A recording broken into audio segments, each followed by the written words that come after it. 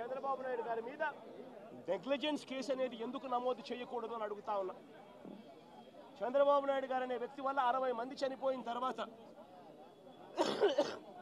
ఆ వ్యక్తి రివ్యూ తీసుకోకపోవడం వల్ల, ఆ వ్యక్తి చెప్పాల్సిన ఆదేశాలు చెప్పకపోవడం వల్ల, ప్రజలకు ఇవ్వాల్సిన ఇన్ఫర్మేషన్ ఇవ్వకపోవడం వల్ల, ప్రజలను అలర్ట్ చేయాల్సిన కార్యక్రమం చేయకపోవడం వల్ల, పైన ఫ్లడ్ క్యూషన్ పెట్టకపోవడం వల్ల, రిలీఫ్ క్యాంపులు ఏర్పాటు చేయకపోవడం వల్ల ఏకంగా 60 మంది పైచిలుకు చనిపోయారు. కొన్ని లక్షల మంది ఈ రోజు అగసాట్లు పడతా ఉన్నారు.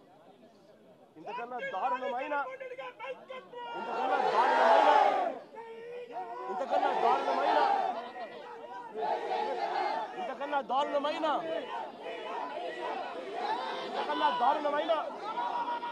పరిపాలన ఎక్కడైనా ఉంటుందా అని అడుగుతా ఉన్నా.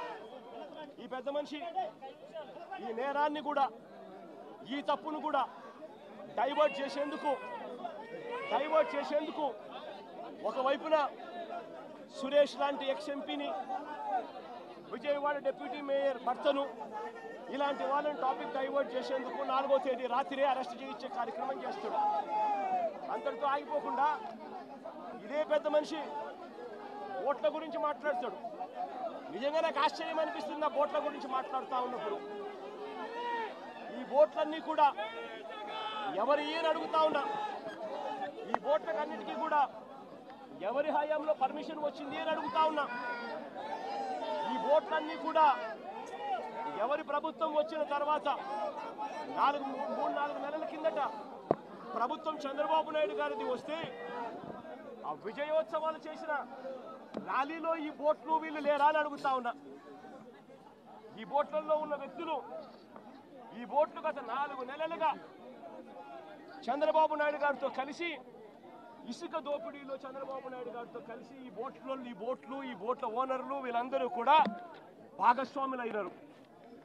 భాగస్వాములు కావడమే కాకుండా చంద్రబాబు నాయుడు గారు గెలిచినప్పుడు ఈ బోట్లతో విజయోత్సవాలు చేసుకున్నారు. ఇదే బోట్ల ఓనర్లు, ఇదే బోట్లకు పర్మిషన్ ఇచ్చింది ఎవరు? చంద్రబాబు నాయుడు గారి హయాంలో. ఎవరు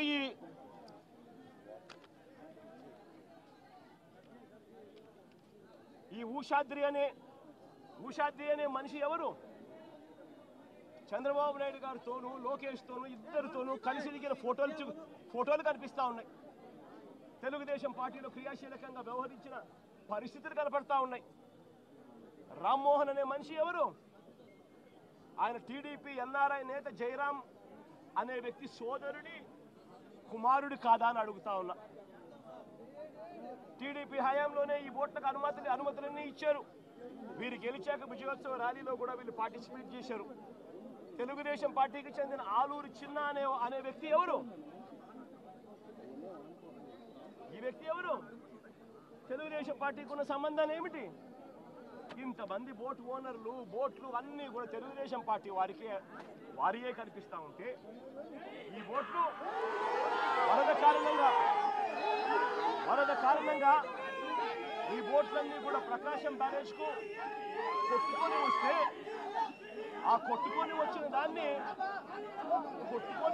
దాన్ని రాజకీయం చేయాలని, వాస్తవాలను వక్రీకరించి ఆయన 60 మందిని నిర్దాక్షిణ్యంగా చంపేసి ఇన్ని లక్షల మందిని తాను ఇబ్బంది పాలు పెట్టాడు అన్న మాటను మర్చిపోయేట్టుగా చేయాలని, డైవర్ట్ చేయాలి అని తాను వక్ర భాష్యం చూపిస్తూ వేలు ప్రతిపక్షం వైపు ఎత్తి చూపిస్తారు.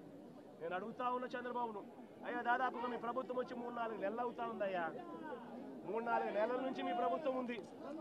3-4 నెలల నుంచి ఉన్న మీ ప్రభుత్వంలో ఏదైనా జరిగితే ఓనర్షిప్ తీసుకోవాల్సింది మీరు, ప్రజలకు క్షమాపణ చెప్పాల్సింది మీరు, ప్రజలకు తోడుగా నిలబడాల్సింది మీరు. అలాంటిది మీరు వక్ర భాష్యం చూపిస్తూ నేరాన్ని ఇంకొకరి మీద నెట్టి చూపించాలి అని చెప్పి మీ దుర్మార్గపు బుద్ధి నిజంగా ఎంతటి దారుణంగా ఉంది అని చెప్పడానికి ఇది కూడా ఒక నిదర్శనం.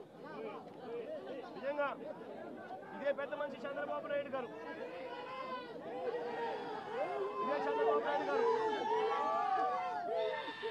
ఏ రకమైన రాక్షస పాలన చేస్తా ఉన్నాడు.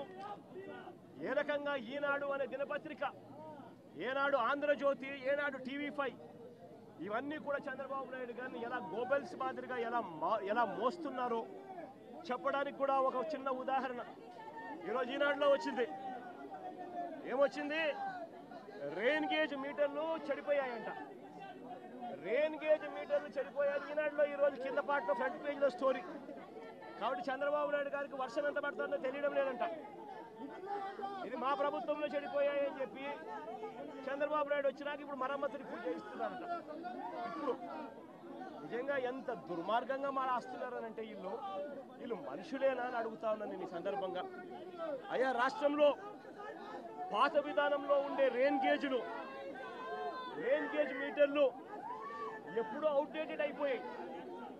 వాటి స్థానంలో ఆటోమేటిక్ సెన్సార్ వ్యవస్థలు, automated weather stations, 1599 weather stations, automated weather stations రాష్ట్రంలో అందుబాటులో ఉన్నాయి. 2014 నుంచి కూడా అందుబాటులో ఉన్నాయి. వాటిని ఇంకా మేము బలపరుస్తూ మా హయాంలో మరో 450 ఆటోమేటెడ్ వెదర్ స్టేషన్స్ మేము ఇంకా ఫర్దర్గా స్ట్రెంథెన్ చేస్తూ ఏర్పాటు కూడా చేశాం. ఇవన్నీ ఉన్నాయి కాబట్టే చంద్రబాబు నాయుడు గారు ఆ రోజు వరదలు వచ్చినప్పుడు